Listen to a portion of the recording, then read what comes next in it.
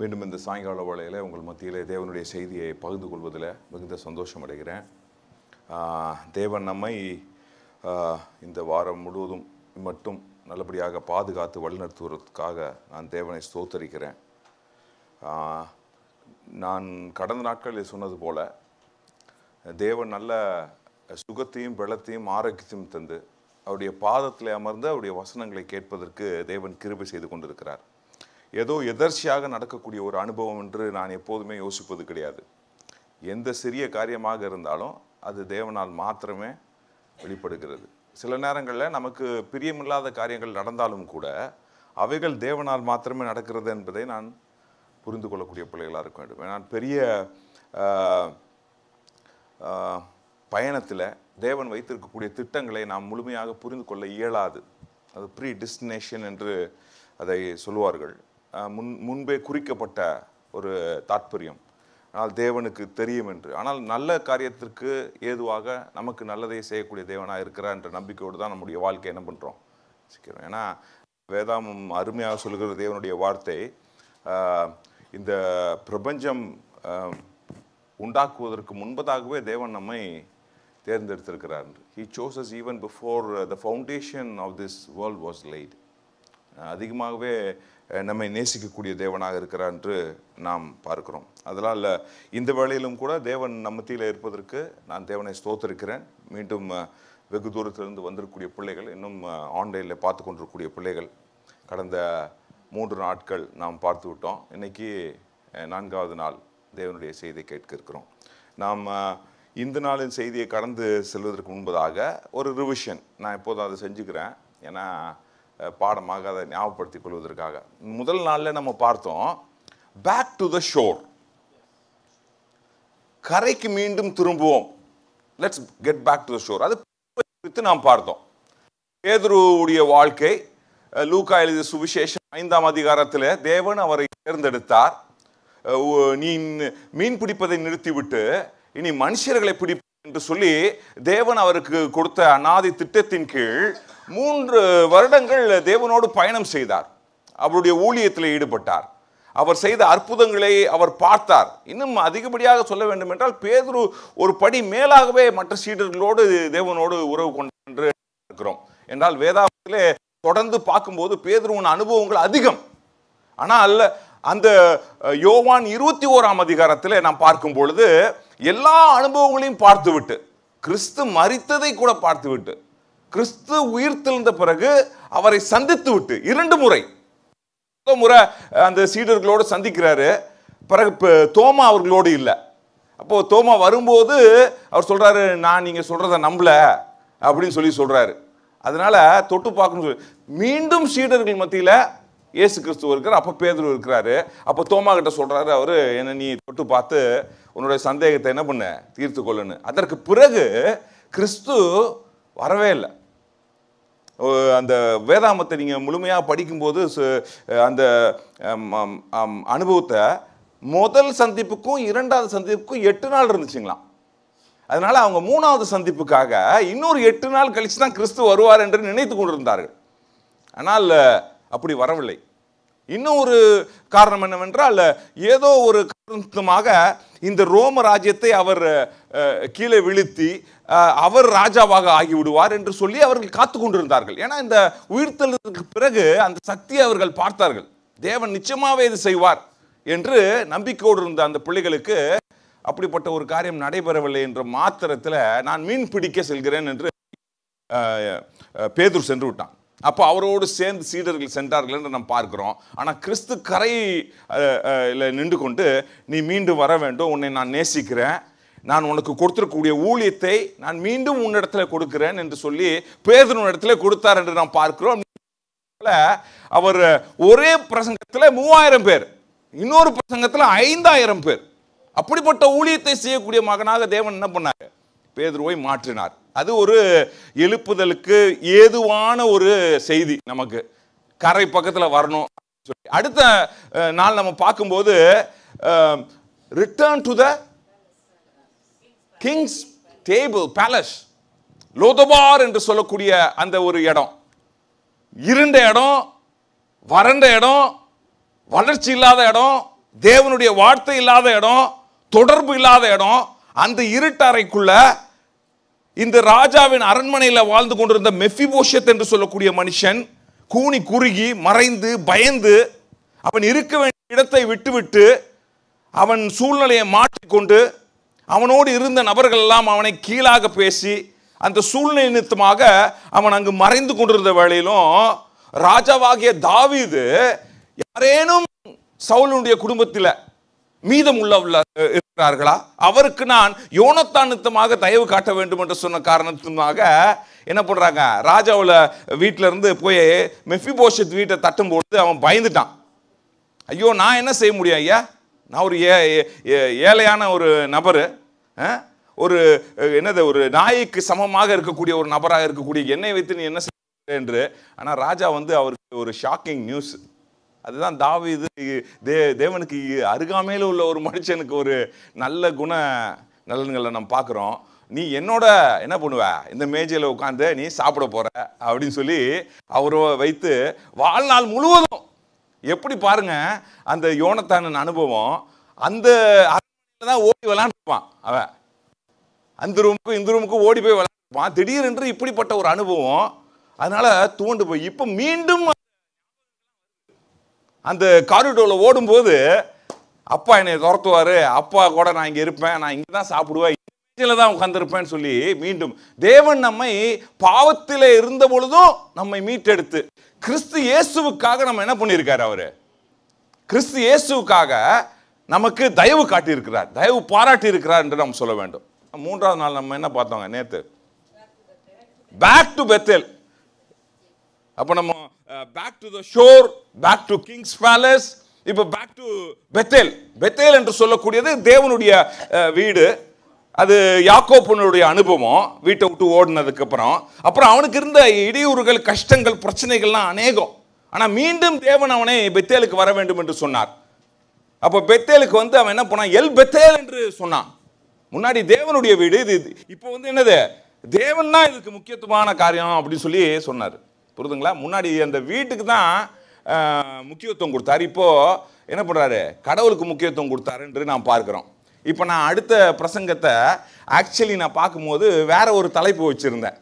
ஏன்னா இந்த எழுப்புதல் கூட்டத்தில் நம்ம போய்கிட்டு இருக்கோம். இப்போ நம்ம பார்த்த அனுபவங்கள் எல்லாமே நீங்கள் பார்த்தீங்கன்னா ஒரு மிகவும் மோசமான சூழ்நிலையில் நம்ம போயிருக்கிறோம். கடவுள் ஆசீர்வதித்து வைத்திருக்கக்கூடிய நேரத்திலிருந்து வழி விலகி போயிருக்கிறோம். we have gone drifted away from God. ஒரு பெரிய சர்க்கிள் தெரியுதுங்களா, தூரமா போயிட்டோம். ஆனால் தேவன் நம்மை மீட்டெடுக்கிறார் என்ற அனுபவத்தை பார்த்து கொண்டே இருந்தோம். ஆனால் சில குணநலன்களையும் நம்ம பெற வேண்டும், அந்த மீட்படைவதற்கு, அந்த எழுச்சியை பெறுவதற்கு, அந்த ரிவைவலை பெறுவதற்கு. அதில் ஒன்று முக்கியமானது என்னன்னா, நான் வேதாமத்தில் படித்த போது ஜெப உபவாசம். நீங்கள் எங்கெல்லாம் போய் இந்த ரிவைவலை பற்றி படிக்கிறீங்களோ, அது யோசையா காலத்தில் இருந்தாலும் சரி, தெரியுதுங்களா, அது புதிய பாட்டில் இருந்தாலும் சரி, ஜெபம் பிறகு உபவாசம் இருந்து ஜெபிக்கக்கூடிய பிள்ளைகளோடு தேவன் இருக்கிறார். தேவன் அவருடைய மன்றாட்டுகளை கேட்கிறார். அதனால எழுப்புதலுக்கு முக்கியமான ஒரு பங்கு இஸ் பிரேயர். அது கூட fasting prayer. when we come together God hears our prayers. அதுதான் முக்கியமான காரியம். ஆனால் அதற்கு மேலான ஒரு காரியத்தை நான் பார்த்தேன்.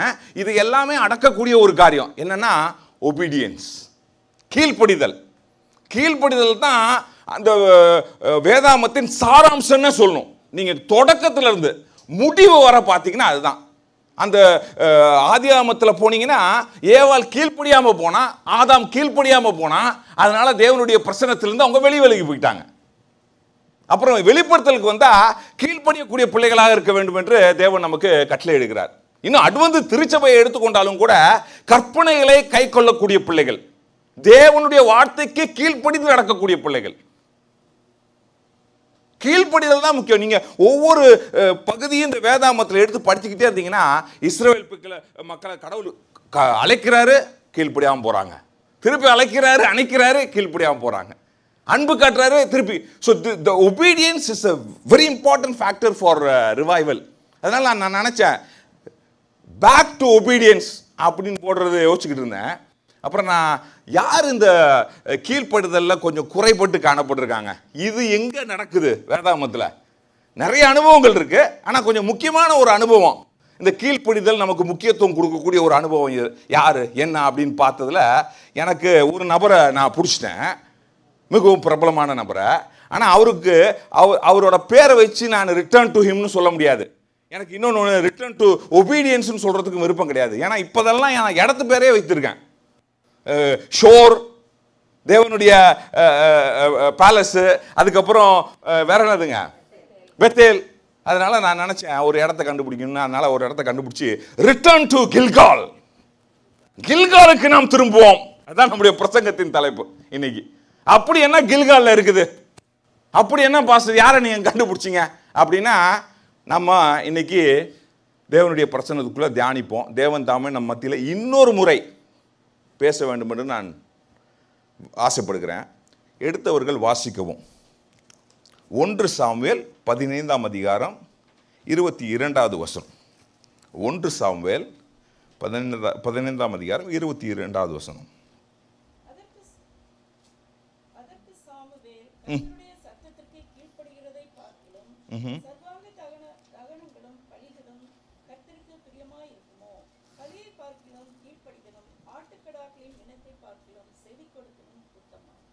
கண்களை மூடி ஜெபம் செய்வோம்.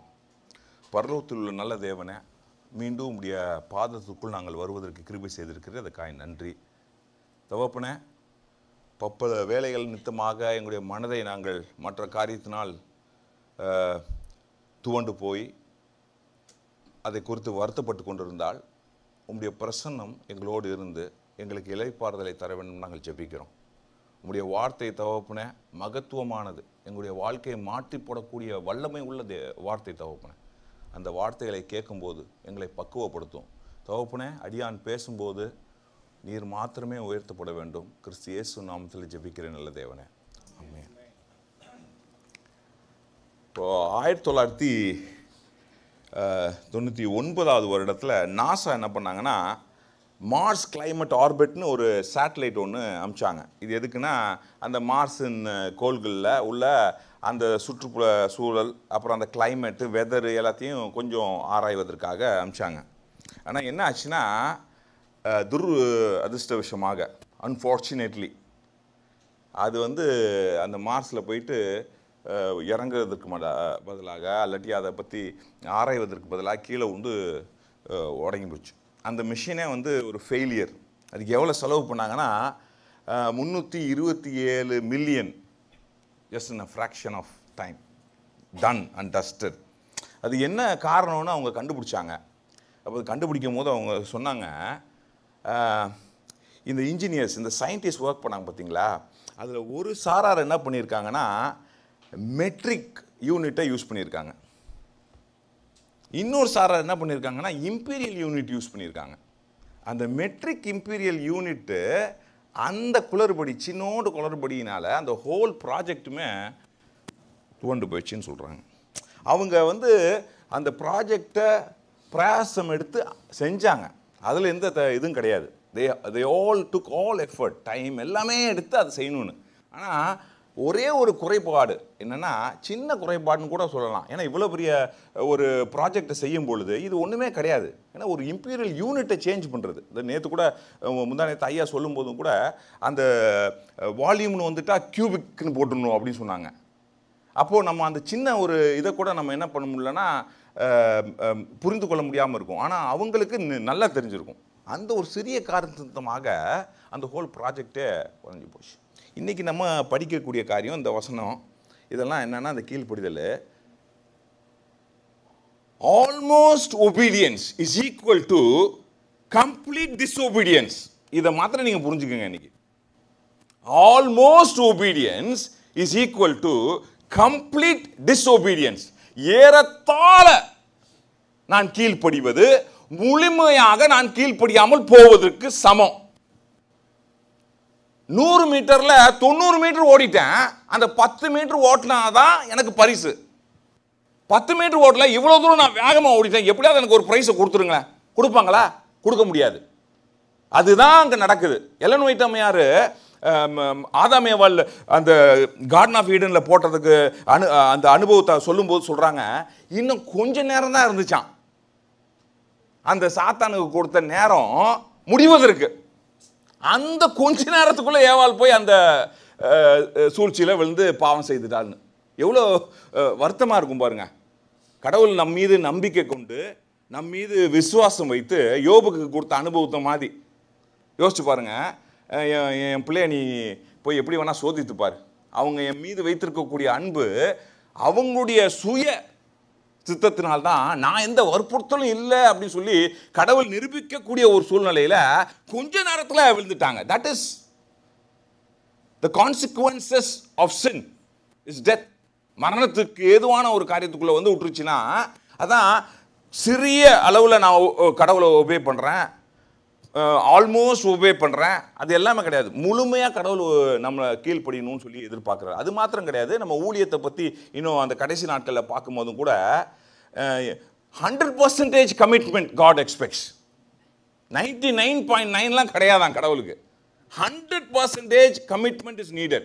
இயேசு கிறிஸ்து பரலோகத்தை விட்டு இந்த பூலோகத்திற்கு வரும்போது 99% கமிட்மெண்ட்டோட வந்திருந்தா இன்னைக்கு நீங்களும் நானும் பரலோகத்துக்கு போவோம், இயேசு கிறிஸ்துனால நமக்கு ரட்சிப்பு உண்டுன்னு சொல்லவே முடியாது. Satan is expecting that 0.1 in our lives to be disturbed. நல்லா போவோம், நல்ல பைபிள் வாசிப்போம், குடும்ப காரியம் நல்லா இருக்கும், ஒரே ஒரு காரியத்தை தூக்கி அடிக்கிறது, அதோட முடிஞ்சிச்சு கதை, எந்திரிக்கவே முடியாது. பார்த்துருக்கீங்களா நீங்க? ஆமா, வாட்ட சாட்டமான ஆளு, நல்லா ஓடுவாங்க, நல்லா இது பண்ணுவாங்க, ஒரு சின்னோண்டு கல் தட்டிடுச்சுன்னு சொல்லி காலில் அடிபட்டுச்சு டாக்டர், கல் தான் உடையணும் நீங்கள் தட்டினீங்கன்னா அப்படின்னு சொல்கிற அளவுக்கு நம்ம இருப்போம். ஆனால் சின்ன கல், அதனால வரக்கூடிய பிரச்சனைகள். இன்றைக்கி படிக்கக்கூடிய அனுபவம் அது ஒன்று தான். நான் என்ன நினச்சேன்னா, இந்த நபரை குறித்து நாம் படிப்பதற்கு முன்பதாக ஒரு சில காரியத்தை மாத்திரம் நம்ம பார்த்துருவோம். என்னென்னா, இந்த கில்கால் எதற்கு நான் தேர்ந்தெடுத்தேன், எப்படி இந்த சவுலின் அனுபவத்தை நான் இதற்குள்ளே வைக்க போகிறேன்றதை நீங்கள் கொஞ்சம் யோசித்து பார்க்கணும். கில்கால் என்று சொல்லக்கூடிய ஒரு இடம் எப்போ தொடங்குதுன்னா, இஸ்ரவேல் பிள்ளைகள் 40 வருஷங்கள் வனாந்திரத்தில் இருந்துட்டு பிறகு யோர்தானை கடந்து அவங்க அந்த கானான் தேசத்துக்குள் போகிறாங்க. they are just entering into Canaan. அந்த ஃபர்ஸ்ட் ஸ்பாட் எங்க அவங்க வந்து கூடாரம் போட்டாங்கன்னா இந்த கில்காலில் தான். கில்கால் என்று எபிரேய வார்த்தையை நான் மொழிபெயர்த்து பார்க்கும்போது ரோலிங் அப்படின்னு போட்டுருந்துச்சு, உருண்டு. என்ன அப்படின்னு நான் எடுத்து பார்த்தேன், இந்த எகிப்திலிருந்து இந்த பிள்ளைகள் வந்தாங்க பார்த்தீங்களா, அங்கே அவங்க பட்ட கஷ்டங்கள், பிரச்சனைகள், வேதனைகள், அதுக்கப்புறம் கேவலமான காரியங்கள் எல்லாம் கடவுள் உருட்டி போட்டு இங்கே கொண்டு வந்து வச்சுட்டாராம். All those disgrace, all the shame, all that they had in Egypt has been rolled like that and God has brought them here. அதனால தான் அதுக்கு கில்கால் என்று சொல்லு. அதில் என்ன மகத்துவமானது அங்கே அப்படின்னு நான் பார்த்துக்கிட்டு இருந்தேன். ஒரு சில காரியங்கள் மிகவும் வியர்க்கக்கூடிய காரியம். ஃபர்ஸ்ட் அந்த கானான் தேசத்திற்குள் போவதற்கு முன்பதாக, இன்னைக்கு நம்ம ரிவைவல் இருக்கோம் பார்த்தீங்களா, இங்கே இப்போ நம்ம முழுமையாக இந்த ரிவைவல்குள்ளே போவேன், இந்த புதுப்பிப்பல் அடைவதற்கு தொடக்கத்தில் நம்ம என்னெல்லாம் பண்ணணும்னு சொல்லி இங்கே நம்ம பார்க்கக்கூடிய காரியமாக இருக்குது. எப்படி நம்ம நேற்று பெத்தேல் சைக்கிள் பார்த்தோம், இன்னைக்கு ஒரு கில்கால் சைக்கிள் பார்க்க போகிறோம். நம்ம எப்படின்னா, ஆரம்பத்திலே கடவுள் சொல்லிட்டாரு, நீங்கள் போகக்கூடிய தேசத்துக்குள்ள போவதற்கு முன்பதாக நீங்கள் ஆயத்தப்பட வேண்டும். You have to get ready. அவங்க அதை என்ன பண்ணாங்க தெரியுங்களா, முதல் நன்றி சொல்கிறது தான். Thank you Lord. இந்த எழுப்புதல் கூட்டத்துக்காக நான் முதல் செய்யக்கூடிய காரியம் என்னன்னா, பெரிய மாறுதல்லாம் கிடையாது, முழங்கால் படிட்டு இப்படிப்பட்ட ஒரு ஆப்பர்ச்சுனிட்டி எனக்கு கொடுத்தீங்களே கடவுளை, நன்றி நன்றி நன்றி. ஏன்னா இந்த வார்த்தையை கேட்பதற்கும் நேரத்தை கடவுள் கொடுத்துருக்காரு, சுகத்தை கொடுத்துருக்காரு. இன்னைக்கு நீங்களும் நானும் பேசுறத புரிந்து கொள்ளக்கூடிய நிலைமையை நமக்கு கடவுள் எண்ணத்தில் கொடுத்துருக்காரு. சில நேரம் பேசும்போது கூட நமக்கு முடியாது. மருத்துவமனையில் போய் நான் 2 நாளைக்கு முன்னாடி ஒருத்தரை சந்தித்து வந்தேன், நல்ல சுகத்தோடு இருந்தவர், ஆனால் சுகம் இல்லாமல் இருக்கிறாங்க. நமக்கு தேவன் நல்ல சுகத்தை கொடுத்து இந்த வார்த்தைகள், தேங்க்யூ ஜீசஸ். முதல் காரியம் நம்ம ரிவைவல்குள்ளே என்டர் ஆகும்போது, thank you Jesus for all that you have done. Thank you for the time you have given us to hear the word of God. ஆமா, ஒரு நாள் வரும் இந்த வார்த்தைகள்லாம் கேட்க முடியாத ஒரு பஞ்சம் வரும். யாராவது சொல்ல மாட்டாங்களான்னு சொல்லி அங்கலாய்த்து கொண்டிருக்கக்கூடிய ஒரு சூழ்நிலை நமக்கு என்ன பண்ணும், ஏற்படும். ஆமா, சமாரியால அந்த பிலிப்பு இருந்தாரு, அங்கிருந்து அந்த எத்தியோப்பியனை போய் பார்ப்பதற்கு வனாந்தரத்துக்கு கடவுள் கூட்டு போயிட்டாரு. அந்த அனுபவத்தில் நம்ம இன்னொரு பிரசங்கம் பண்ணணும். அவர் என்ன பண்றாரு, ஏசாயா புத்தகம் 53 படித்து கொண்டு அந்த வண்டியில போறாரு. ஆனா அவருக்கு புரியல ஒன்றும், ஏன்னா யாருமே சொல்றதுக்கு இல்லை. அங்க தேவன் பிலிப்பு அங்க கொண்டு போய் நிறுத்துறாரு. அப்ப அவர் கேட்கிறாரு, நீங்க என்ன படிச்சிருக்கீங்கன்னா, அப்ப இந்த இது எனக்கு யாராவது சொல்லி கொடுத்தா தானப்பா புரியும். அவர் சொல்றாரு. உடனடியாக அவர் அந்த வார்த்தைகளை அவருக்கு சொல்லி, தேவனுடைய வார்த்தை இருதயத்துக்குள் சென்று அவரை மனமாற்றி, அங்க போற வழியிலே தண்ணி இருக்கும்போது அங்கே ஞானஸ்தானம். ஒரு நாள் வரும், நம்ம வனாந்திரத்தில் நிற்போம், வேதாமத்தை எடுத்து திருப்பி பார்க்கும்போது நமக்கு விளக்கம் சொல்வதற்கு ஆள் இருக்க மாட்டாங்க, அந்த வார்த்தைகளை புரிந்து கொள்வதற்கு. இன்று நமக்கு சூழ்நிலையும் நமக்கு காரியங்களும் நல்லா இருக்கும் பொழுதே தேவனை தேடக்கூடிய நபர்களாக இருந்துட வேண்டும். ஆமா, நல்ல நாட்களே நம்ம தேவனை தேடலனா, இன்னும் யோர்தான் பிரவாகித்து வரும்போது நம்ம எப்போ கடவுளை தேடுவோம் சொல்லுங்க பார்ப்போம்? சான்ஸே கிடையாது. அதனால இப்ப இருக்க சூழ்நிலையை நம்ம உபயோகித்துக் கொள்ளக்கூடிய நபர்களாக மாற வேண்டும். ஏன்னா எலன் ஒயிட் அம்மையார் சிறு பிள்ளைகளை பற்றி சொல்லும்போது சொல்றாங்க, 7 வயசு வரை ஒரு சிறு பிள்ளைக்கு நீங்க என்னெல்லாம் கற்றுக் கொடுக்கணும் அப்படின்னு கற்றுக் கொடுத்துட்டீங்கன்னா, வாழ்நாள் முழுவதும் அவங்களுக்கு கற்றுக் கொடுத்துட்டீங்களா நீங்க. 7 years you teach them all they want to. கடவுளுடைய காரியத்தில் எல்லாம் அவங்க வாழ்நாளை நான் இது சொல்ல, அம்மையார் சொல்றாங்க. இது ரோம கத்தோலிக்க திருச்சபையில் மற்ற திருச்சபைகளில் அந்த போதகமார்கள் சொல்றாங்க, you give a child to me till 12 and then I will teach him what all he needs for the lifetime. அவன் என்னை விட்டு போகவே முடியாது அவன். அதனால தான் யூத கோத்திரத்தில் பார்த்தீங்கன்னா அவங்களுடைய கலாச்சாரம் எப்படின்னா, 12 வயசில் ஒரு நபரை என்னன்னாங்கன்னா, he is called the son of the law, கற்பனையின் மகன் அப்படின்னு சொல்கிறாங்க. அதனால தான் 12 வயசில் அவங்க வந்து தோராவை வந்து அந்த சின்னகோவில் போய் படிப்பாங்க. இயேசு கிறிஸ்து 12 வயசில் போனாருங்களா எருசலேம் ஆலயம், அது ஒரு பெரிய ஒரு அனுபவம் உங்களுக்கு. நமக்கு எப்படி இங்கே புது நன்மை இந்த ஞானஸ்தானம் அப்படிலாம் சொல்கிறோம் பார்த்தீங்களா. நான் அந்த எருசலேம் அந்த பட்டணத்தில் இருக்கும்போது நடந்து கொண்டு இருந்த ஒரு முறை திடீர்னு ஒரு கும்பல் அப்படியே நம்ம ஊரில் இந்த கல்யாண கூட்டம் போகிற மாதிரி போகிறாங்க. நல்லா ஜோடிச்சு மியூசிக்லாம் போட்டு, நான் என்னான்னு சொல்லிட்டு அந்த கைடு கிட்ட சொல்லிட்டு, ஒரு நிமிஷம் இருங்க ஐயா நான் ஓடுறேன்னு ஓடி போய் உள்ளே போய் நின்றுக்கிட்டேன். அவங்க என்ன ஒன்றும் சொல்ல, நான் அப்படியே நடந்து போனேன். என்னன்னு பார்த்தா ஒரு பையன் அழகாக ட்ரெஸ் மாற்றிட்டு அந்த டோராவை கையில் வச்சுட்டு போகிறான்.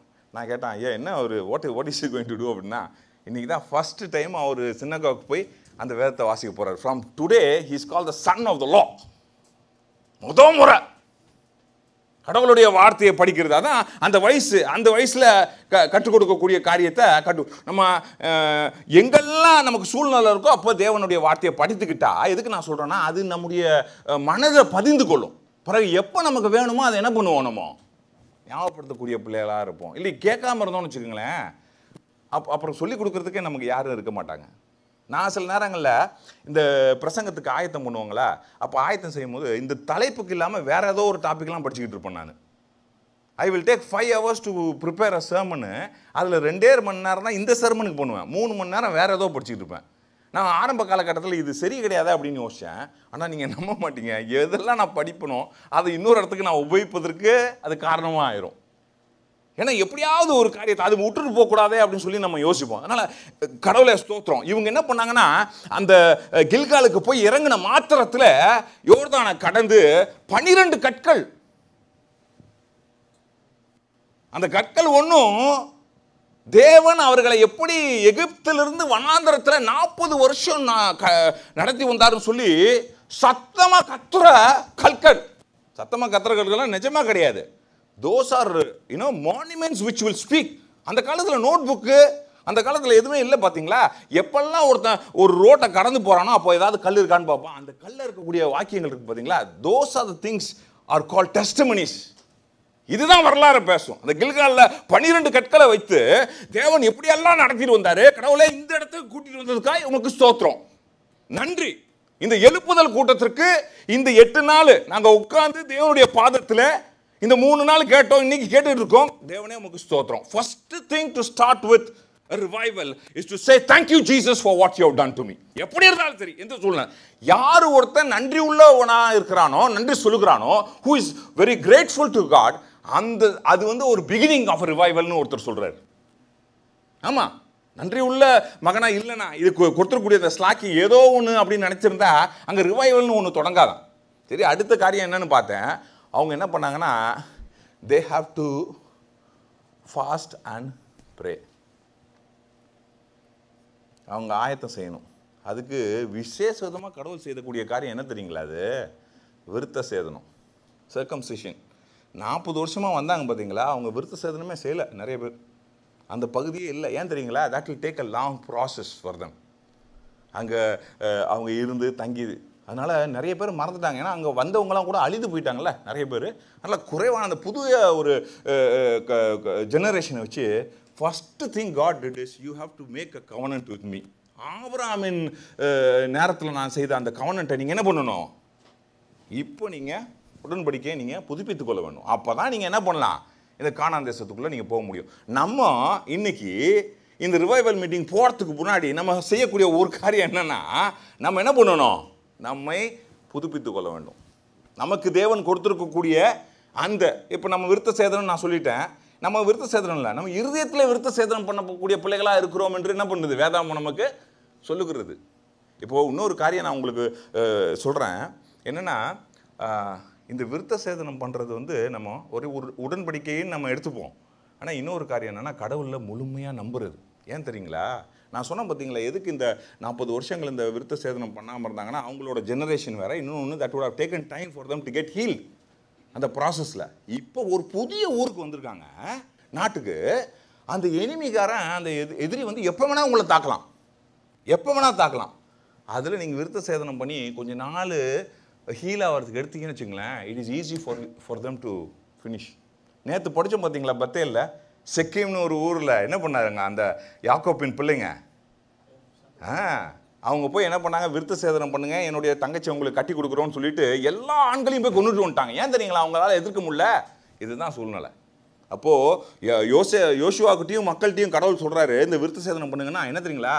உன்னை எதிரி வந்து அடிப்பான், உனக்கு வந்து உத்தரவாதமே கிடையாது. அங்கே யூ ஆர் நத்திங். அங்கே யார் பாதுகாக்க போகிறா? இப்போது யார் பாதுகாக்க போகிறா? இப்போது கடவுள் மாத்திரம்தான். அவர் சொல்கிறாரு, நீ இந்த தேசத்திற்குள்ளே போவதற்கு முன்னாடி உன்னோட சுயம், உன்னோட பலனு, உன்னோட டேலண்ட்டு, உன்னோடது எல்லாத்தையும் தூக்கி ஓரமாக வச்சுக்கோ, என்னைய மாத்திரம் நீ பாரு, நான் தான் உனக்கு இனிமே அப்படி சொல்கிறாரு கடவுள். அதனால தான் அந்த அந்த அனுபவத்துக்குள்ளே அவங்க போகிறதுக்கு. அது மாத்திரம் கிடையாது, வருடங்கள் பிறகு எப்பெல்லாம் இவங்க வந்து யுத்தம் செய்தாங்களோ அங்கே போய் உள்ள, அப்போல்லாம் திருப்பி கில்காலே வந்துடுவாங்களாம் இவங்க. Gilgal is a meeting place for தம்னா. அங்கே வந்து திருப்பி அவங்க என்ன பண்ணுவாங்க? தேவன் அவங்களுக்கு செய்த காரியங்களை புதுப்பித்து கொண்டு தான் அவங்களுடைய வாழ்க்கை. அங்கங்கே போய் அவங்க ஸ்தாபிக்கலை அந்த இடத்த. வருடங்களுக்கு பிறகு சவுல் ராஜா ஒருத்தர் வந்தார். இஸ்ரவேல் தேசத்திற்கு ஒரு ராஜா வேணும்னு சொல்லி கேட்டனால கழுதையை மேய்த்து கொண்டிருந்த அந்த மனுஷனை சாமுவேல் மூலமாக தேவன் என்ன பண்ணார்? அபிஷேகம் செய்தார். அபிஷேகம் செய்யப்பட்ட இடம் எங்கே தெரியுங்களா? The same place, Gilgal. அன்னைக்கு இஸ்ரவேல் பிள்ளைகள் அபிஷேகம் செய்தார். He ordained them before they walked inside the promised land, and he is picking up the first king for Israel. முதல் ராஜா இங்கே வச்சு தான் அவர் அபிஷேகம் பண்ணார். எவ்வளோ ஆசீர்வாதமான இடம் பார்த்தீங்களா? சில நேரங்களில் நான் யோசிப்பேன், ஏன் பெத்லஹேமில் இயேசு கிறிஸ்து பிறக்கணும், ஏன் வேற எங்கேயாவது பிறந்திருக்கக்கூடாதுன்னு சொல்லிட்டு. எந்த ஒரு காரியம் நடைபெறுகிறதோ பரலோகத்தில் அது நியமிக்கப்படும். Bethlehem was in the list of the council in heaven. பரலோகத்தின் கவுன்சிலில் பெத்லஹேம்ன்ற இடம் இருந்திருக்கு. எப்ராத்தா பெத்லஹேமே, நீ யூதாவிலே சிறிதாக இருந்தாலும் உன்னிலிருந்து பெரியவர் வருகிறார் என்று சொல்லி வேதாம். அது it's a prophecy. God has already told. Micah 5:2 சொல்கிறாங்கல்ல. அப்போது நமக்கு ஒரு இடம், அந்த கில்கால் தான் கடவுள் நியமித்த இடம், அது அபிஷேகப்பட்ட இடம் அப்படின்னு தான் பார்க்குறோம். இப்போ நான் இந்த சைக்கிளை உங்களுக்கு சொல்லிடுறேன். மிகவும் இது அந்த, ஏன்னா பெத்தல் சைக்கிள் நம்ம பார்த்தோம். இது அதே தான். இது கான்சிக்ரேஷன் தான். Thanksgiving, consecration to God. தேவன் அவங்கள நான் சொன்னேன் பார்த்தீங்களா, அப்படியே உருட்டிட்டு வந்துட்டார். எல்லா பிரச்சனைகள் மத்தியிலும் கொண்டு வந்து இங்கே நிறுத்தி வைத்திருக்கிறாரு. தேவனிடத்தில் நம்ம என்ன பண்ணோம்னா, நம்மை தத்தம் செய்யக்கூடிய பிள்ளைகளாக இருக்கும். இப்போ இன்றைக்கி நம்ம ரிவைவல்குள்ளே போகிறோம்னா ஒரு காரியம் என்னென்னா, I think the first thing we have to do is to thank God and say, God, I consecrate myself for me to go forward from here. ஒருவேளை அலட்சியமாக வந்து உட்காந்துட்டு நம்ம கான்சன்ட்ரேட் பண்ணாமல் இருந்தால் I think the blessing will not flow to us at any point of time. அந்த ஆசீர்வாதம் நமக்கு வராமல் போயிடும். ரெண்டாவது என்னன்னா, நம்ம என்ன தேவனை நம்பக்கூடிய நபர்களாக இருக்கணும். நான் சொன்னேன் பார்த்தீங்களா, கம்ப்ளீட்லி டிபெண்டிங் ஆன் காட். நான் ஒரு அனுபவத்தை சொன்னேன், சர்க்கம்சிஷனு. ஆனால் இன்னொரு அனுபவம் இங்கே என்னென்னா, மண்ணா அவங்களுக்கு டெய்லி கொடுத்தாங்க. இங்கே மண்ணா கிடையாது. அவங்க போய் என்ன பண்ணணும், அந்த நிலங்களில் சாப்பாடெல்லாம் செஞ்சு என்ன பண்ணணும், அப்படி அது கடவுள் தான் தராரு. அங்கே மண்ணாவை கொடுத்த தேவன் இன்னைக்கு என்னை நடத்த மாட்டாரா அப்படின்னு சொல்லி நம்பிக்கையோடு இருக்கக்கூடிய பிள்ளைகளாக நம்ம என்ன பண்ணுறோம் இருக்கிறோம். மீண்டும் திரும்பி அங்கே வருவாங்க அந்த இடத்துக்கு. அதான் இது ஒரு சைக்கிளாகவே மாறிட்டு நம்ம என்ன பண்ணுறோன்னா, பெத்தேலேருந்து நம்ம பயணம் தொடங்கிட்டோம்ல நேற்று.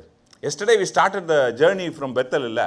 ஆனால் கில்கால் என்று சொல்லக்கூடிய இடத்துக்கு ஒரு முறை போக முடியாது, போய்கிட்டே இருக்கணுமா நம்ம. ஏன்னா அந்த இடத்துல நம்ம மீண்டும் அபிஷேகப்படக்கூடிய பிள்ளைகளாக மாற வேண்டும். மீண்டும் நம்முடைய உடன்படிக்கையை மீட்டுக்கொள்ளக்கூடிய பிள்ளைகளாக இருக்க வேண்டும் என்பது தான் தேவனுடைய காரியமாக இருக்கிறது. அதை சொல்லிட்டு நம்ம முக்கியமான ஒரு காரியத்துக்குள்ளே போவோம். என்னென்னா, இந்த கில்காலில் வந்து சவுல் ராஜா நியமிக்கப்படுகிறார். அவருக்கு தேவன் ஒரு ஊழியத்தை கொடுக்குறாரு. இவ்வளோ நாள் ராஜாவாக இருப்பதற்கு தேவன் வந்து சவுல் ராஜாவுக்கு ஒரு ஊழியத்தை கொடுக்குறாரு. நீங்கள் அதை 1 சாமுவேல் 15ஆம் அதிகாரத்தை 1, 2, 3 வசனங்களை படிக்குமான்னு நான் கேட்டுக்கொள்கிறேன். பின்பு சாமுவேல் சவுலை நோக்கி, இஸ்ரவேலராகிய தம்முடைய ஜனங்கள் மேல் உம்மை ராஜாவாக அபிஷேகம் பண்ணுகிறதற்கு கர்த்தர் என்னை அனுப்பினாரே. இப்பொழுதும் கர்த்தருடைய வார்த்தைகளின் சத்தத்தை கேளும். சேனைகளின் கர்த்தர் சொல்லுகிறது என்னவென்றால், இஸ்ரவேல் எகிப்திலிருந்து வந்தபோது அமலேக்கு அவர்களுக்கு வழிமறித்த செய்கையை மனதிலே வைத்திருக்கிறேன். இப்பொழுதும் நீ போய் அமலேக்கை மடங்கடித்து அவனுக்கு உண்டான எல்லாவற்றையும் சங்கரித்து அவன் மேல் இரக்கம் வைக்காமல் புருஷரையும் ஸ்திரீகளையும் பிள்ளைகளையும் குழந்தைகளையும் மாடுகளையும் ஆடுகளையும் ஒட்டகங்களையும் கழுதைகளையும் கொன்று போட கடவா என்கிறார் என்று சொன்னார். சவுல் ராஜாவுக்கு ஒரு ஊழியத்தை கடவுள் தராரு. என்னென்னா, இந்த அமலேக்கியர்களை என்ன பண்ணணும், முழுமையாக அழித்து விட வேண்டும் அப்படின்னு. நான் அந்த வரலாற்றை கொஞ்சம் எடுத்து படித்தேன், நீங்களும் படிக்கலாம். யாத்திரை 17ஆம் அதிகாரம். இஸ்ரவேல் பிள்ளைகள் எகிப்தை விட்டு வரும்போது அவங்களுக்கு சண்டையே போட தெரியாது, அவங்கள்ட்ட இருக்க ஒன்றுமே கிடையாது. இந்த அமலேக்கியர்கள் என்ன பண்ணியிருக்காங்க, பின்னாடி இருந்து வந்து இந்த பிள்ளைகளை தாக்கியிருக்காங்க. அதனால் கடவுள் அவங்க மேலே ஒரு கண்ணு வச்சுட்டாரு. அது மறக்கல. யாத்திராம புத்தகத்தில் நான் படித்தேன், மீண்டும் கடவுள் இவர்களுக்கு ஞாபகப்படுத்துகிறார். 25ஆம் அதிகாரம் 17, 19 வசனத்தை படிக்கும் போது, இந்த அமலேக்கியர்களை நீங்கள் என்ன பண்ணாதீங்க, மறந்து விடாதீங்க அப்படின்னு சொல்லி அந்த ஒரு காரியத்தை தான் கடவுள் இந்த சவுல் ராஜாக்கு இப்போ குறித்த நேரம் வரும்பொழுது என்ன பண்ணுறாரு, கொடுக்குறாரு. என்ன பண்ணணுமா, அவர் அங்கே இருக்கவங்க எல்லாத்தையும் என்ன பண்ணணும், கொண்டு போடணும். ஒரு இதுவும் புல்லு பூண்டு கூட இருக்கக்கூடாது. ஆனால் சவுல் ராஜா அப்படி பண்ணலன்னு சொல்லி வேதாகமம் சொல்லுகிறது. அவர் என்ன பண்ணாருன்னு சொல்லி. அதனால தான் நான் நினச்சேன், இந்த கீழ்ப்படிதல் காரியத்தை நம்ம என்ன பண்ணலாம், முன்னாடி வைக்கலாம். இது எவ்வளோக்கு இவர் கீழ்ப்படிஞ்சார், நம்ம எவ்வளோக்கு கீழ்ப்படிய வேண்டும், நம்முடைய எழுப்புதலுக்கு இது எப்படி உதவியாக இருக்கும் என்பதை நம்ம புரிந்து கொள்ளக்கூடிய பிள்ளைகளாக இருக்கணும். அதனால் தொடர்ந்து அந்த வசனங்களை வாசிங்க பார்ப்போம். 15ஆம் அதிகாரம். அப்பொழுது சவுல் இதை ஜனங்களுக்கு அறியப்படுத்தி தெலாமியாவிலே அவர்களை தொகை பார்த்தான். அவர்கள் 2,00,000 காலாட்களும் யூதா ஜனங்கள் 10,000 பேருமாய் இருந்தார்கள். சவுல் அமலேக்கியருடைய பட்டணம் மட்டும் வந்து பள்ளத்தாக்கில் ஒரு பதிவிடையை வைத்தான். சவுல் கேணியரை நோக்கி, நான் அமலேக்கியரோடே கூட உங்களையும் வாரிக்கொள்ளாதபடிக்கு நீங்கள் அவர்கள் நடுவில் இருந்து புறப்பட்டு விலகி போங்கள். இஸ்ரவேல் எகிப்திலிருந்து வந்தபோது நீங்கள் அவர்கள் எல்லோருக்கும் தயவு செய்தீர்கள் என்றான். சரி, 9வது வசனத்தை வாசிங்க. சவுலும் ஜனங்களும் ஆகையும் ஆடு மாடுகளில் முதல் தரமானவைகளையும் 2ஆம் தரமானவைகளையும் ஆட்டுக்குட்டிகளையும் நலமான எல்லாவற்றையும் அழித்து போட மனதில்லாமல் தப்ப வைத்து அற்பமானவைகளும் உதவாதவைகளுமான சகல வஸ்துக்களையும் முற்றிலும் அழித்து போட்டான். சரி, இப்போ நம்ம இந்த அனுபவத்தில் பார்க்கும்போது சவுல் ராஜா என்ன பண்ணுறாருன்னா, முழுமையான கொடுத்த ஊழியத்தை செய்யாதபடிக்கு அவர் தானே வந்து என்ன பண்ணிட்டார், சில தீர்மானங்களை எடுத்துக்கொண்டார். இந்த அனுபவத்தை முழுமையாக நம்ம படிக்கும்போது ஒரு காரியம் நல்லா தெளிவாக தெரியும். பெஞ்சமின் கோத்திரம் மிகவும் சிறிய கோத்திரம். இந்த மனுஷன் ஒன்றும் இல்லாமல் இருந்தான். சாமுவேல் தீர்க்கதரிசி விட்டு சொல்கிறாரு, ஒன்றுமே இல்லாத இடத்துலேருந்து தேவன் உன்னை ராஜாவாக வைத்திருக்கக்கூடிய ஒரு சூழ்நிலையில் தேவன் கொடுத்த அந்த ஒரு ஊழியம் என்னத்துக்கு எதுக்குன்ட்டு தெரியாதபடிக்கு இருக்கக்கூடிய ஒரு சராசரி மனுஷன் கிடையாது இவர். இவர் ராஜா, நியமிக்கப்பட்ட அபிஷேகப்பட்ட மனுஷன்.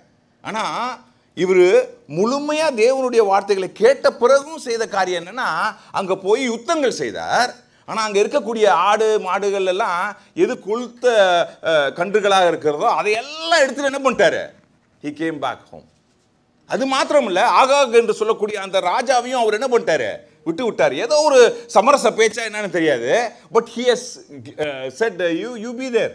ஏதோ ஒரு ஃபியூச்சர் பிளான்ஸுக்கோ இல்லை பிறகு ஏதோ ஒரு திட்டம் வைத்திருக்கிறான்னு தெரில. கடவுளை விட இது ஒரு பெரிய முக்கியத்துவமான காரியமாக மாறிவிட்டது. எனக்கு அதுதான் சில நேரங்களில் யோசிக்கக்கூடிய காரியமாக இருக்கும். சில நேரங்களில் தேவன் நமக்கு ஒரு ஊழியத்தை தருகிறார், சில காரியங்களை செய்வதற்கு நமக்கு கட்டளை எடுக்கிறார்.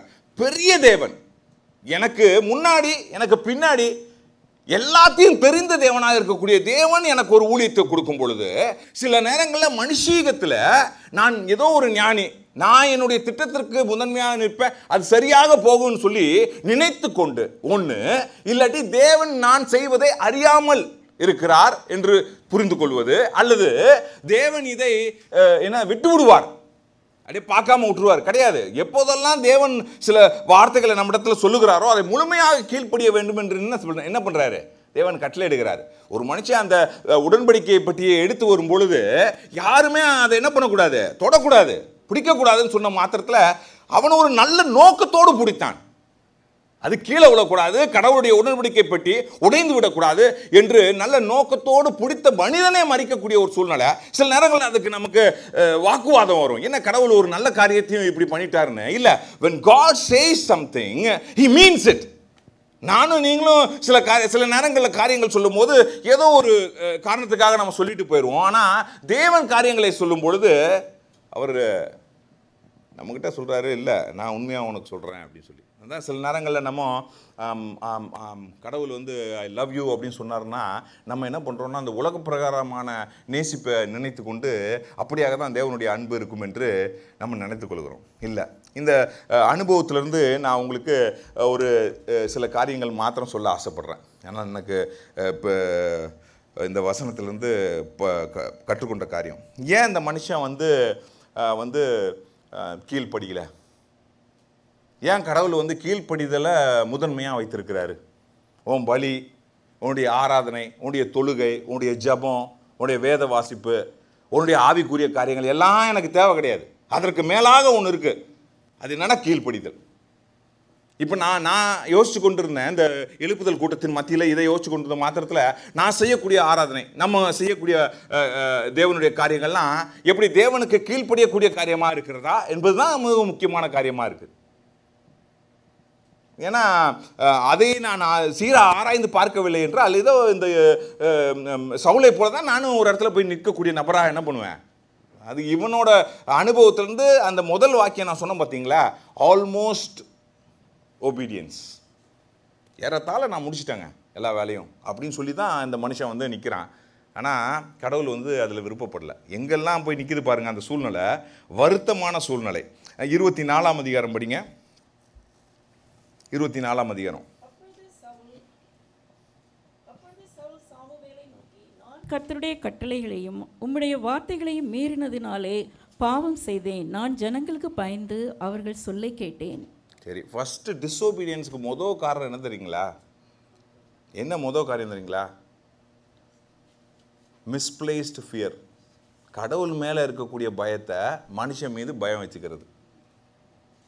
மனுஷனுக்கு பயந்தே நம்முடைய வாழ்க்கை என்னெல்லாம் நடக்கிறது. இன்றைக்கி நான் வெளிப்படையாக தான் சில காரியங்களை சொல்கிறேன். நம்முடைய திருச்சபையாக இருக்கிறனால அட்வென்த் பிள்ளைகளாக இருக்கக்கூடிய நான் கேட்குறேன், எத்தனை பேர் நம்ம வந்து தேவனுடைய ஓய்வு நாள் ஆசரிப்போ இல்லை திருச்சபையின் காரியங்களோ இல்லை தசமபாகம் காரியங்களோ மனுஷனுக்கு பயந்து செஞ்சுக்கிட்டு இருக்கோம் சொல்லுங்கள். சில நேரங்களில் பாட்டு பாடுறதும் சரி, சில நேரம் ஜெபம் பண்ணுறதும் சரி. அந்த மனுஷன் யாராக வேணா இருக்கலாம், திருச்சபையில் இருக்கலாம், வீட்டில் இருக்கலாம், வெளியே இருக்கலாம், யார் வேணா, நான் மேனேஜராக கூட இருக்கலாம், யார் வேணா இருக்கலாம். எவ்வளோ நம்ம மனுஷனுக்கு பயந்து காரியங்களை செய்கிறோம் சொல்லுங்க பார்ப்போம். இந்த மனுஷனை பார்த்து இன்னும் இவ்வளோ பெரிய ராஜா இவ்வளோ கேவலமாக கீழே இறங்கிட்டார, அவரோட நம்ம கேவலமாக இருக்கிறோம். ஆமாம், ஏன்னா நமக்கும் எல்லாம் தெரியும். போதனை நம்முடைய முக்கால்வாசி பிள்ளைகளுக்கு இருக்கக்கூடிய பிள்ளைகளுடைய பெற்றோர்கள்லாம் போதகர்கள், ஊழியம் செய்த போதகர்கள். வீட்டில் ஜெபம் இல்லாத நாளே கிடையாது, பாட்டு இல்லாத நாளே கிடையாது, கண்ணீர் விட்டு ஜெபிக்காத நாளே கிடையாது. ஊழியத்துக்காக அந்த அப்பாவும் அம்மாவும் இந்த பிள்ளைங்களெல்லாம் வீட்டில் விட்டுட்டு தனியாக அவங்க எப்படி ஹோம்ஒர்க் செய்வாங்க, அவங்க எப்படி படிப்பாங்க, எப்படி அடுத்த நாள் ஸ்கூலுக்கு போவாங்க, யூனிஃபார்ம் சரியா இருக்கா, சாக்ஸ் கரெக்டாக இருக்குமா, எல்லாம் தெரியாது.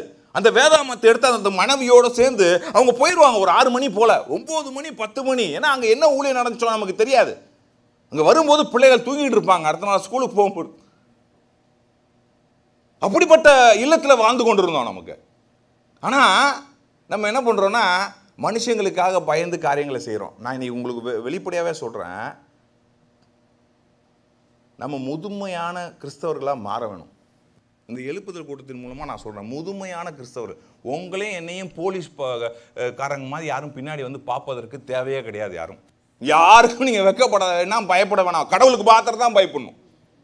If I am here in this church and preaching the word of God, it is just because of the fear I have for God and not for anybody else. என் குடும்பத்திலிருந்து யாரும் பிரசங்கிங்கெல்லாம் கிடையாது, பாஸ்டர்லாம் கிடையாது. நான் தான் முதல் பாஸ்டர். எங்கள் அம்மாவோ எங்கள் அப்பாவோ என்னை வந்து பேசணும் வரணும் போகணும் வற்புறுத்துனதே கிடையாது. எதுவுமே யாருக்காகவும் பயப்படுவோம். நான் சில நேரங்களில் நானே சொல்கிறேன், போதகராக இருக்கும்போது திருச்சபைக்காக நம்ம பயந்து ஒரு காரியங்கள், இவங்க திருச்சபை விட்டு போயிடுவாங்களோ, இவங்க இல்லை, கடவுளுடைய காரியத்தில் நம்ம என்ன பண்ணோம், நேர்த்தியாக செய்யணும். ஆனால் அதே நேரத்தில் அன்பு உள்ள பிள்ளைகளாக செய்ய வேண்டும், கடிந்து கொள்ளக்கூடிய பிள்ளைகளாக இருக்க வேணும்னா. ஆனால் தேவனுடைய அன்பிலே நம்ம அதை கடிந்து கொள்ளக்கூடிய பிள்ளைகளாக இருக்க வேண்டும். ஏனோ தானே எடுத்தோம் கவுத்தோன்னு கிடையாது. ஏன்னா ஒரு ஆத்மா வெளியே போகிறது அவ்வளோ ஈஸி கிடையாது, கொண்டு வர்றது ரொம்ப கஷ்டம். அதனால அந்த அன்பில் இருக்கணும். ஆனால் அதே நேரத்தில் தேவனுக்கு பயந்த பிள்ளைகளாக இருக்கக்கூடிய பிள்ளைகளாக இருக்கணும். இன்னைக்கு நம்ம பார்த்தோம்னா கடவுளுக்கு பயந்த பிள்ளைகளை பார்க்கும்போது நகைக்கக்கூடிய நபர்களாக நீங்கள் மாறிட்டோம் நம்ம church. When somebody reads the Bible, when somebody prays, நகைக்கக்கூடிய பிள்ளைகளாக மாறிட்டோம்.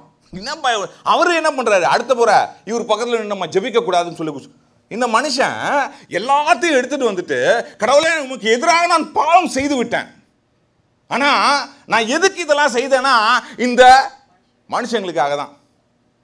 நான் எத்தனை பேர் மனுஷங்களுக்காக பயந்து எல்லா காரியமும் செஞ்சுருக்கேன்னு தெரியல. பரலோக ராஜ்யத்துக்கு நீங்களும் நானும் ஒருபோதும் போக மாட்டோம். They are not the judge.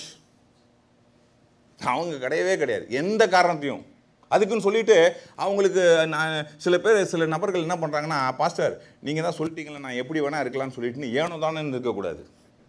ஆமாம், ஏதாவது செஞ்சால் நீங்கள் பேசாமல் இருங்க, பாஸ்டர் என்ன சொன்னார், உங்கள் வேலையை பார்த்துட்டு போங்க, நான் எனக்கு தெரியும் கடவுள் தான் எனக்கு ஜட்ஜு.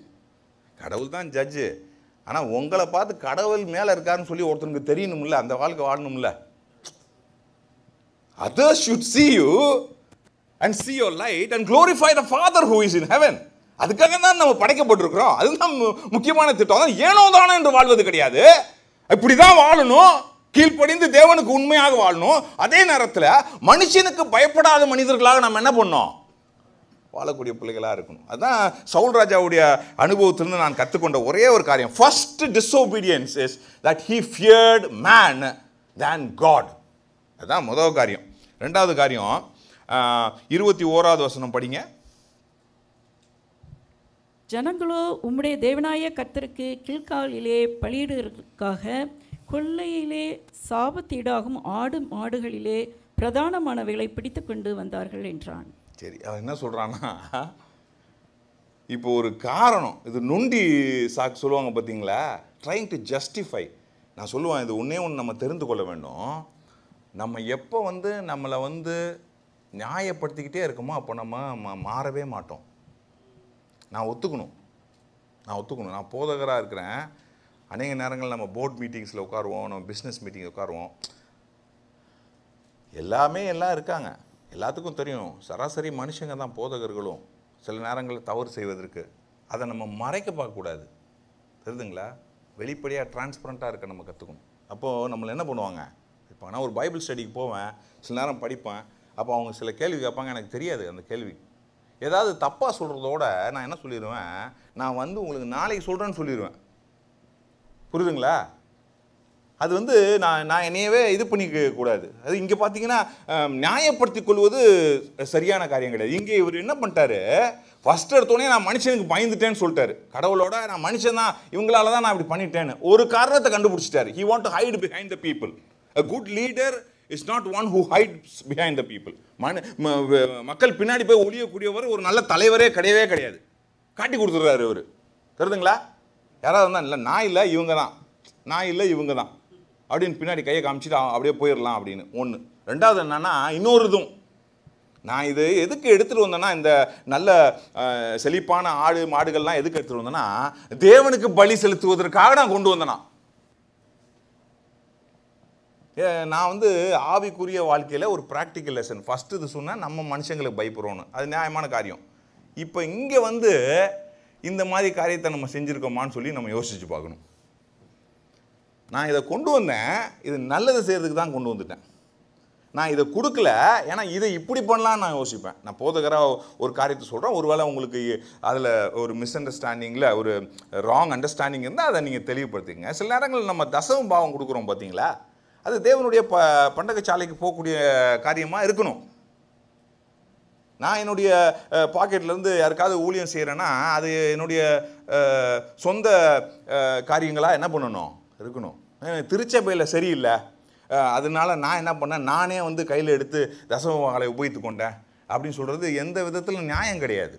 நீங்கள் அண்ணாள்னு ஒரு அம்மா இருந்தாங்க, தெரியுங்களா உங்களுக்கு? எந்த ஊரில் இருந்தாங்க? எந்த ஊரில் இருந்தாங்க? அவங்க புருஷன் பேர் இருந்தாங்க எல்கானா, தெரியுதுங்களா? இரண்டாவது மனைவி. அவங்க போன சர்ச்சு எப்படி இருந்துச்சு தெரியுங்களா? நம்ம சர்ச்சோட ரொம்ப ஒஸ்டான சர்ச்சு.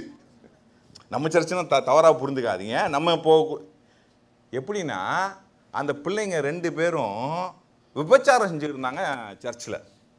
அப்புறம் எப்பெல்லாம் காணிக்க வைக்கிறாங்களோ, பலி செலுத்துகிறாங்களோ, அதில் எந்த பெரிய நல்ல கறி இருக்கோ அதெல்லாம் எடுத்து கடவுளுக்கு தான் அது போகணுமா. God is pleased in you doing the burnt offering. அதை போய் அவங்க என்ன பண்ணுறாங்க, முன்னாடியே போகிறதுக்கு முன்னாடியே எடுத்து வச்சுக்கிட்டாங்க. இதையெல்லாம் சீரழிந்த ஒரு திருச்சபை, மூப்பரோ எல்டரோ இருந்திருக்காரு அவர் 2 பேரும். அவங்க அதுக்கு மேலே பிரதான ஆசாரியர், the chief pastor is there. யாரு? ஏலி. ஒன்றுமே கண்டுக்கல, மகனாகவும் கண்டுக்கல, திருச்சபை மூப்பராகவும் அவங்க 2 பேர்த்தையும் கண்டிக்கல. அவர் பாட்டுக்கு அமைதியாக இருந்துட்டு போயிட்டார். எப்போ நம்ம கடவுளை தூஷணமாக கடவுளுடைய காரியத்தில் அலட்சியமாக இருக்குமோ, கடவுள் உங்கள்கிட்டையும் என்கிட்டையும் பேசுகிறதே நிறுத்திடுவார். God will stop talking to you. அது என்ன தெரியுங்களா? அது மோசமான நிலைமை அது. ஆமாம், ஏதாவது என்னை வந்து கடவுள் திட்டினா கூட பரவாயில்ல, ஆனால் பேசாமல் நிறுத்திட்டாருன்னு வச்சுக்கோங்களேன், அது ரொம்ப வருத்தமான காரியம். வீட்டில் யாராவது பேசாமல் இருக்கிறாங்கன்னு வச்சுக்கோங்களேன், ஒருத்தவங்க சொல்கிறாங்க, the worst thing that you can do to a person is just ignore them. அதுதான் ரொம்ப வலியை கொடுக்கும். ஆமாம், அதோட வலி எதுவுமே கிடையாது. நீங்கள் போய் 2 அடி குத்து கூட போட்டு வந்துடலாம், ஆனால் ஒருத்தவங்களை நீங்கள் இக்னோர் பண்ணுறீங்கன்னு வச்சுக்கோங்களேன், அந்த வலியை என்னால் தாங்கிக்கவே முடியாது. மனுஷனே இக்னோர் பண்ணால் எனக்கு பிடிக்கல, கடவுளை நீ இக்னோர் பண்ணிட்டாருன்னா எப்படி இருக்கும் பாருங்க. பேசுகிறத நிறுத்திட்டார். ஏலிக்கிட்ட யார்கிட்ட பேசினார்? பக்கத்து ரூமில் இருக்க சாமில்கிட்ட பேசுறாரு. இந்த மனுஷனுக்கு தெரியல யார் இவன் தான் ஒரு பிரதான ஆசாரியர், தேவனுக்கும் மனுஷங்களுக்கும் இடையூறாக இருந்த mediator. God only speaks to him and he speaks to the people. இப்போ அந்த சூழ்நிலை நிமித்தமாக கடவுள் அவர்கிட்ட பேசுறதே நிறுத்திட்டாருன்னா என்ன வருத்தமான அந்த அந்த மனுஷன் நினச்சி பாருங்க எப்படி இருந்திருப்பாருன்னு சொல்லிட்டு. சில நேரம் நான் யோசிப்பேன், நான் ஒரு சீனியர் பாஸ்டராக இருக்கேன் சர்ச்சில், என்கிட்ட கடவுள் பேசுறதை நிறுத்திட்டு எனக்கிட்ட இருக்க ஒரு ஜூனியர் பையன் அப்போ தான் புதுசாக ஸ்பைசர் காலேஜிலேருந்து வந்திருக்கான், அந்த பையன்கிட்ட மூலியமாக பேசுறாருன்னா எனக்கு எவ்வளோ கஷ்டமாக இருக்கும். ஊழியத்தில் என்னடா நம்ம இவ்வளோ நாள் இருந்துட்டோன்னு. அந்த ஏலி ரொம்ப வருத்தப்பட்டிருப்பார். நான் சொல்கிறேன், அவர் கீழே விழுந்து இறந்தாருன்னு சொல்கிறாங்க, அவர் அப்போலே இறந்துருக்கணும்.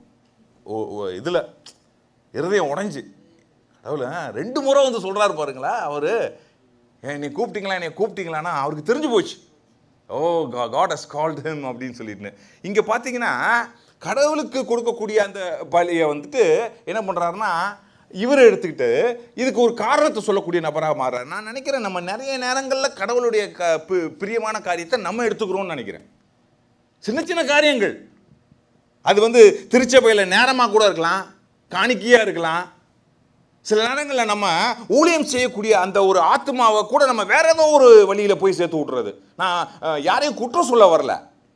There are some people who have a business. Instead of reaching on to them for God, they use their business to reach them. You are stealing the time and the soul of God towards yourself and your growth. நான் செய்ய வேணான்னு சொல்ல வரல. But then I am talking about this. இந்த சவுல் நான் நல்ல காரியத்துக்காக செஞ்சேன் அப்படி சொல்றான். இல்ல, கடவுளுக்கு கீழ்ப்படியக்கூடிய பிள்ளைகள் எப்போதும் தேவனுக்கு உகந்த காரியங்களை மாத்திரம் தான் செய்யணும். நமக்கு ஏதுவான காரியங்களை எதுவும் பண்ணக்கூடாது. அதனால தான் நான் சொல்றேன், will this bring glory to God? Will this be pleasing in the sight of God? அது ஒரு காரியமா நம்ம பார்க்கக்கூடிய நபர்களா இருக்கும். இது நமக்கு எல்லாத்துக்கும் சார்ந்த ஒரு காரியமா தான் இருக்கு. ஏன்னா நம்ம எல்லாம் கிறிஸ்தவ வாழ்க்கையில இந்த பயணத்துல கீழே உருண்டு பறந்து தான் ஓடிக்கிட்டு இருக்கோம். கடவுள் தான் நம்ம மீட்டு கொண்டு இருக்கிறாரு. எப்படியோ ஒரு ஒரு ஒரு காரணத்தினால இப்படிப்பட்ட காரியங்களை தேவன் வெளிப்படுத்துகிறார் என்றால் தென் we have to know that. சரி, இப்போ மூன்றாவது காரியம் சுருக்கமாக நான் முடித்து விடுறேன். 12வது வசனத்தை படிங்க. மறுநாள் அதிகாலமே சாமுவேல் சவுலை சந்திக்க போனான். அப்பொழுது சவுல் கர்மேலுக்கு வந்து தனக்கு ஒரு ஜெயஸ்தம்பம் நாட்டி பின்பு பல இடங்களில் சென்று கில்காலுக்கு போனான் என்று சாமுவேலுக்கு அறிவிக்கப்பட்டது. இப்போ சாமுவேல் வரத்துக்கு முன்னாடியே இவர் என்ன பண்ணிட்டார் பார்த்தீங்களா? அந்த யுத்தத்தில் வெற்றி பெற்றார். எல்லாத்தையும் கூட்டி வந்துட்டு இவரே போய் கில்காலில் ஒரு மானுமெண்ட் கட்டிட்டாராம். இவரே கட்டிட்டார் எல்லாம் மானுமெண்ட்லாம். ஏன்னா நான் செஞ்சிட்டேன் அப்படின்னு சொல்லி அவர் இது பண்ணிட்டாரு. அப்புறம் சாமுவேல் வந்த பிறகு அந்த சாமுவேல் அதை என்ன பண்ணுறாரு பார்க்குறாரு. He wanted to praise himself. He want to glorify himself. நம்ம நினைக்கிறோம் கீழ்ப்படியாமல் போகிறது சாதாரண காரியம். கீழ்ப்படியாமல் போகிறது என்னன்னா தேவனுடைய இடத்தையே நம்ம எடுத்துக்கிறது. மொத்தம் மனுஷனுக்கு பயந்துட்டோம், கடவுளுக்கு பிரியமான காரியத்தை எடுத்துக்கிட்டோம், இப்போ போய் கடவுளுடைய இடத்துல உட்காந்துட்டோம். இது ஒரு சாத்தான ஒரு சைக்கிள் தான் இது. அவன் என்ன பண்ணா, பரலோகத்தில் இருக்கும் பொழுது அங்கே தேவனோடு இருந்தான், தேவனை தொழுதான், தேவனுடைய இடத்துல அருகாமையில் கொஞ்சம் போனான், அவனுக்கு பெரிய பதவி கொடுக்கப்பட்டது. அப்புறம் கடைசியில் நானே தேவன் என்று சொல்லிவிட்டான். சவுலுடைய குணலட்சணங்களெல்லாம் பார்த்தீங்கன்னா இதில் எல்லாமே சாத்தானுக்கு ஏதுவான ஒரு காரியமாக இருந்து கடைசியில் தனக்கே ஒரு மானுமெண்ட் கட்டிட்டு நானா வெற்றி பெற்றேன்னு சொல்லிட்டு சொல்லக்கூடிய நபராக அங்கே சாமுவேல் பேர் ஆச்சரியமா நிற்கிறார். ஏன்னா priest has to do all of this rituals. இவரே அதை தன்னோட கையில் எடுத்துக்கிட்டு செஞ்சிட்டாரு. இது சாதாரணமான ஒரு காரியம் கிடையாது. இது அப்பண்டமான கீழ்ப்படியாமல் போகிறது.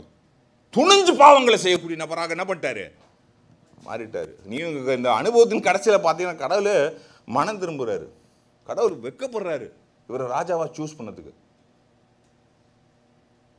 பரலோகத்தில் உள்ள தேவன் உங்களையும் என்னையும் தேர்ந்தெடுத்துட்டு மன வருத்தம் உருகுறாரு கடவுள். நான் உன்னை தேர்ந்தெடுத்ததுக்கு நான் வருத்தப்படுறேன்பா அப்படின்னு சொல்லிட்டு ஐ ரிப்பென்ட் அந்த வார்த்தை உபயோகிக்கிறது. நான் நினைக்கிறேன் இன்னைக்கு நீங்களும் நானும் ஒரு காரியத்தை படித்துக்கொள்ள வேண்டும். தேவன் நம்மை தேர்ந்தெடுத்ததுக்காக வருத்தப்படுறாருன்னா அது ஒரு பெரிய காரியம். I think that has to be taken into consideration. அதை நம்முடைய எண்ணத்தில் எடுத்துக்கொள்ள வேண்டும். ஏதோ எவனோ தானன்னு போகிறது கிடையாது. இது ஆவிக்குரிய வாழ்க்கை, இது ரட்சிப்பின் கொடுத்த வாழ்க்கை. அதனால் நம்ம என்ன பண்ணணும், எங்கேயாவது கடவுளை நான் கடவுளோட இடத்த எடுத்திருக்கேனா சொல்லுங்க பார்ப்போம். எங்கேயாவது எடுத்திருக்கேனா நான் அப்படின்னு நம்ம யோசிக்கக்கூடிய நபர்களாக இருக்கணும். சரி, அதை விட்டுருங்க. இன்னொரு வசனத்துக்கு போவோம். 23வது வசனம் படிங்க.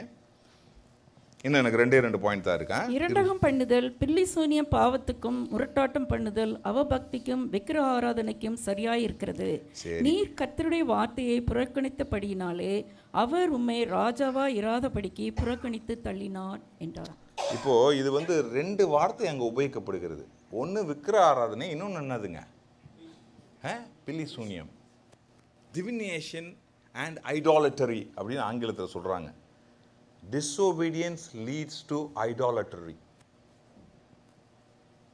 பில்லி சூன்யம்னா என்ன தெரியுங்களா? தேவனோட திட்டத்திற்கு மாறாக அல்லது தேவனுக்கு அறியாத காரியத்தை நான் பார்க்க போகிறேன்.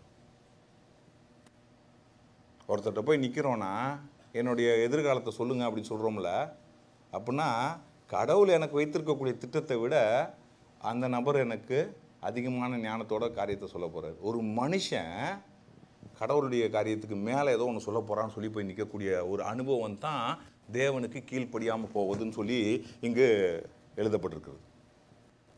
நிறைய நேரம் அப்படியே போய் நின்று, நமக்கே தெரியாது, ஆனால் நின்று இவங்க இதெல்லாம் செஞ்சுருவாங்க, கடவுளோட பெரிய காரியங்களை செஞ்சுருவாங்க. நமக்கு தேவன் வைத்திருக்க திட்டம் அனாதி திட்டம், ஆச்சரியமான திட்டம், அது எந்த விதத்திலும் குறைபட்டே போகாது. ஆமாம், மனுஷங்களையும் மற்றவங்களையும் போய் நம்ம நாடி நிற்பது. அதான் சவுலை சொல்கிறாரு, நீ கீழ்ப்படியாமல் போனது எதற்கு இணையாக இருக்கிறதுனால், நீ என்ன பில்லி சூன்யம் பார்க்குறதுக்கும் நேரம் பார்க்குறதுக்கும் ஈக்குவல். அது மாத்திரம் இல்லை, நீ எனக்கு பதிலாக இன்னொரு கடவுளை நீ வைத்திருக்கிறாய். ஐடாலட்ரி, விக்கிர ஆராதனை. எது கடவுள் அருவருக்கிறாரோ அந்த காரியத்தை அவர் என்ன பண்ணாருன்னா, மனுஷனுக்கு பயந்தாரு, கடவுளுக்கு பயப்படாம கடவுளுடைய காரியத்தை தன்னுடைய காரியமாக எடுத்துக்கொண்டார். அதற்கு பிறகு தேவனுக்கு கொடுக்க வேண்டிய மகிமையை அவர் எடுத்துக்கொண்டார். பிறகு என்ன பண்றாருன்னா, தேவனுடைய நாமம், தேவனுடைய எண்ணம் அதற்கு மேலாக மனுஷனுடைய எண்ணம்னு சொல்லி அங்க போய் பில்லு சூனியத்தில் நின்றுட்டு, அதுக்கப்புறம் தேவனே இல்லைன்னு சொல்லி அவரே ஒரு தேவனை உருவாக்கி கொண்டார். டிஸ்ஓபீடியன்ஸ் has so much things in it. ஈஸியாக நம்ம சொல்லிடுறோம் ஏன் அப்படின்னு. கடைசியாக என்ன அந்த வசனத்தை சொல்லிச்சுங்க, சவுலை கடவுள் என்ன பண்ணிட்டாரு, அது புறக்கணித்துட்டார். அதுக்கப்புறம் அந்த வசனத்தில் நான் படிக்கும்போது ரொம்ப வருத்தப்பட்டேன். சாமுவேல் அங்கேருந்து போயிட்டு அதுக்கப்புறம் சாமுவேல் சவுலை பார்க்கவே மாட்டார்.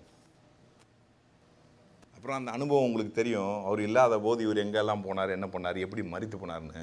என்ன வேதனையான காரியம்னா, மெஃபிபோஷெத்ன்ற ஒரு அனுபவத்தை நம்ம பார்த்தோம் பேரனை. ஆனால் தேவனால் அபிஷேகிக்கப்பட்டப்போ கில்காலில் தெரியுதுங்களா, அவனை தேர்ந்தெடுத்து ராஜாவாக தேவன் ஒரு பெரிய ஊழியத்தை தந்தார். தேசத்தை மாத்திரம் பெரிய ஊழியங்களை கொடுத்தாரு.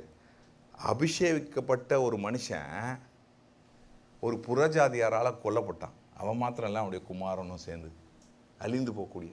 எங்கே போய் நின்றாவன், இந்த விச் கிராஃப்டை போய் நிற்கிறான். ஏன்னா சாமுவேல் இல்லாதனால. எவ்வளோ கொடூரத்தின் உச்சம் பார்த்தீங்களா. கீழ்ப்படியாமல் போகிறது நம்ம நினைக்கிறோம் சாதாரண காரியம்னு, ஆனால் கிடையாது. பரலோக ராஜ்யத்தை இழக்கக்கூடிய இடத்திற்கு கொண்டு போய் நிற்கக்கூடிய இடமாக மாறிவிடும். நான் உங்களுக்கு ஒன்று சொல்கிறேன், நிறைய பேர் நம்ம அட்வென்டிஸ்டாக இருக்கனால I am a vegan, I am a vegetarian சொல்கிறோம் பார்த்தீங்களா. நான் சொல்கிறேன், சில நேரங்கள் அதை கொஞ்சம் நம்ம கர்வத்தில் சொல்லிடுவோம். ஏன்னா ஒருத்தர் சொல்கிறாரு, the word humble, the moment you say the word that I am humble, you have lost humblenessன்றார். நான் பணிவாக இருக்கேன்னு சொல்லும் போதே இந்த பணிவை நீ இழந்துடுறேன்னு சொல்லி ஒரு எழுத்தாளர் சொல்லுகிறாரு. ஆமாம், இப்போ நம்ம சில நேரங்களில் சில காரியங்களை, நான் ஒரு மீதமான சபை, நான் தேர்ந்தெடுக்கப்பட்டவன் கடைசி சபை, அல்லது என்னுடைய உணவு பழக்கங்கள், அது சொல்லும்போது அதில் ஒரு kind of a pride in to me, அல்லாட்டி அதனால் பாதிக்கப்படக்கூடிய பிள்ளைகளை நம்ம கொஞ்சம் கீழாக பார்க்குறோம். அது எப்படின்னு தெரில. ஆனால் படித்த நபர்களிடத்துலேருந்து நான் இதை சொல்கிறேன். அப்படி நம்முடைய எண்ணத்துக்குள்ளே அது என்ன ஆகுது.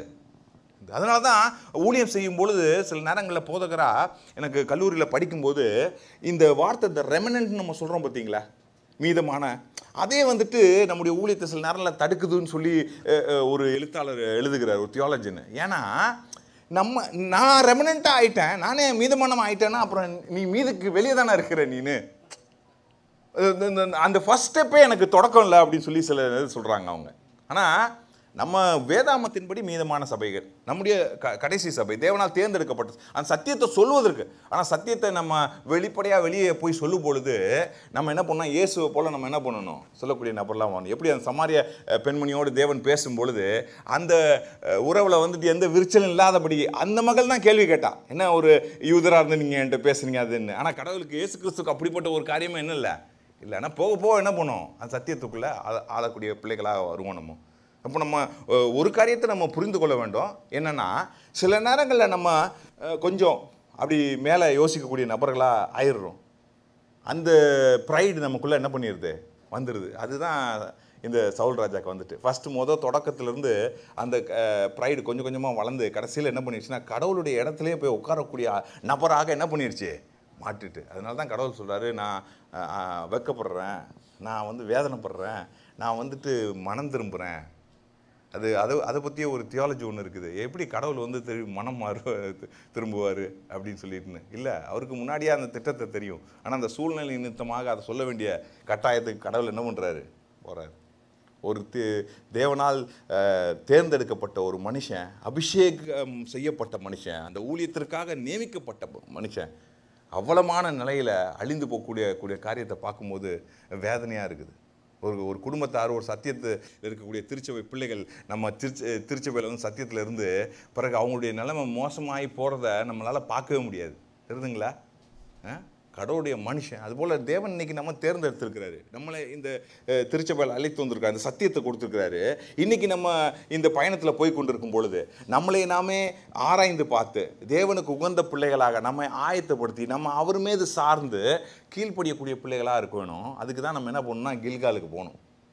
நேற்று பெத்தேலுக்கு போன மாதிரி இன்னைக்கு கில்கால் போகணும். ஆனால் கில்காலுக்கு ஒரு முறை போகக்கூடாது, திருப்பி நம்ம போய்கிட்டே இருக்கணும். ஏன்னா நம்ம வீழ்ச்சி என்ன, அது it's a repetition, it's a cycle that we go. ஏன்னா இன்றைக்கி நான் நல்ல கிறிஸ்தவனாக இருப்பதற்கு எல்லா ஏதுவான சூழ்நிலை இருக்கும்போது நாளை விழுவதற்கு எல்லா சாத்தியக்கூறுகளும் உண்டு. அதனால் திருப்பி நான் என்ன பண்ணோம், எப்படி இஸ்ரவேல் பிள்ளைகள் சண்டை போட்டுட்டு அங்கேயே டென்ட் அடிச்சில்ல, அவங்க என்ன பண்ணாங்க, திருப்பி கில்காலுக்கு வந்துட்டாங்க. திருப்பி வந்து அந்த அனுபவத்துக்குள்ள அந்த உடன்படிக்கை, அந்த ஆசரிப்பு காரியங்கள் எல்லாம் வழிநடத்துது எல்லாத்தையும் சொல்லி திருப்பி சந்தோஷப்பட்டுக்கிட்டு திருப்பி அதனால் நம்ம அங்கங்கே போகும் பொழுதும் விழும்போதும் நம்ம மீண்டும் என்ன பண்ணோம், கில்காலுக்கு வரணும். Come back to Gilgal. God bless you.